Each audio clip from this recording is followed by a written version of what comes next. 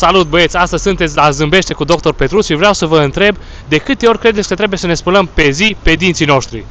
De 2 ori. De 2 ori. Felicitări! Păi voi băieți știu din prima, foarte bine. Bine ai venit la Zâmbește cu Dr. Petruț. Astăzi vreau să te întreb dacă știi la cât timp trebuie schimbată periuța dentară.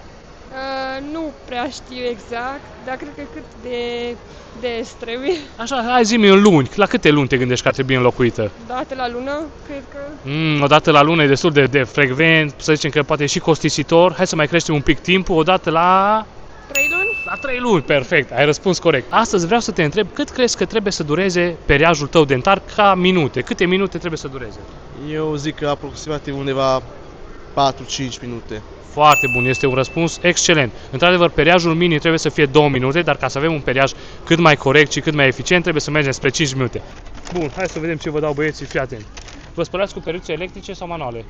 Manuale. Atunci vă dau o periuță manuală. Așa, super. Asta este primul cadou care a răspuns corect și odată la 3 luni de zile îți recomand, uite, o culoare foarte frumoasă pentru tine. Te invit în continuare, dacă vrei, să ne și urmărești, să vezi ce videouri faine avem, să avem și cazuri clinice, și videouri amuzante, și videouri educaționale. Toate sunt pentru voi acolo, să învățăm împreună cât mai multe lucruri. Ai o apă de gură din partea noastră și un cadou special că ne-ai dat și urmărire. Mulțumesc. Cu mare drag. O seară minunată. La fel, vă doresc.